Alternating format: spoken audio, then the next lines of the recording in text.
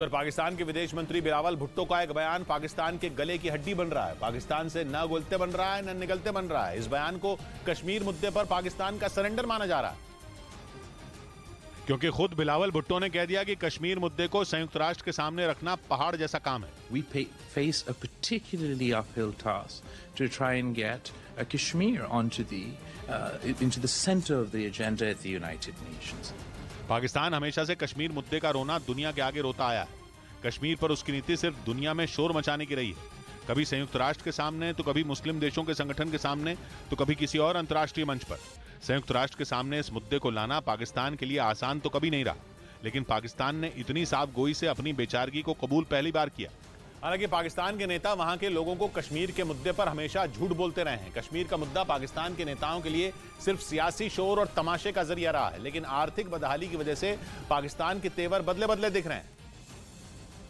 वो भी ऐसे कि पाकिस्तान के नेता भारत के खिलाफ जहर नहीं उगल रहे, बल्कि भारत के लिए हर शब्द का इस्तेमाल सोच समझ कर रहे हैं। बिलावल भुट्टो तो अपने बयान में भारत को अपना दोस्त कह गए।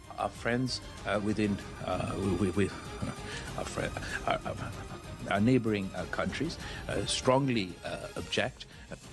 जैसे ही उनके मुंह से भारत के लिए दोस्त निकला, वो बुरी तरह हड़बड़ा गए।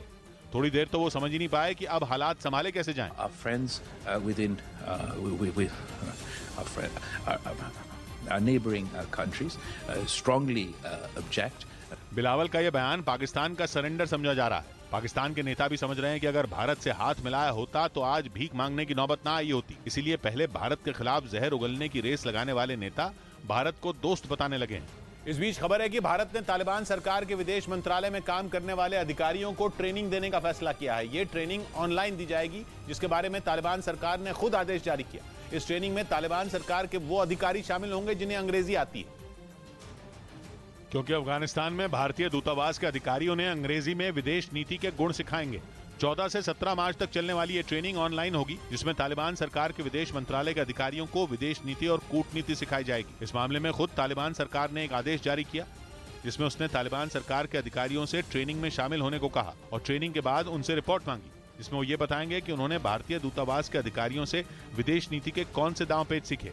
हालांकि भारत की ओर से इस पर अब तक कोई औपचारिक बयान नहीं आया है, लेकिन तालिबान सरकार ने आदेश जारी करके बता दिया कि उनके अधिकारियों को भारत के अधिकारी विदेश नीति सिखाने वाले हैं। वैसे भी भारत की विदेश नीति की इस समय दुनिया भर में चर्चा है, क्योंकि भारत ने एक बार नहीं बार बार यह साबित किया कि वो विश्व गुरु बनने का दम रखता है और सबको साथ लेकर चल सकता है। कभी पाकिस्तान के दोस्त माने जाने वाले और कट्टर छवि वाले तालिबान भी ये बात समझते हैं और इसी वजह से उन्होंने तय किया कि वो विदेश नीति भारत से सीखेंगे, क्योंकि उनका दोस्त पाकिस्तान खराब विदेश नीति का ही खमियाजा भुगत रहा है। वैसे अफगानिस्तान की सत्ता में आने के बाद से तालिबान भारत को सुरक्षा की गारंटी दे रहे हैं। तालिबान के कई वरिष्ठ अधिकारी भारत के साथ बातचीत के पक्ष में हैं। यही कारण है कि भारत ने काबुल में अपने दूतावास को अस्थायी तौर पर खोला है।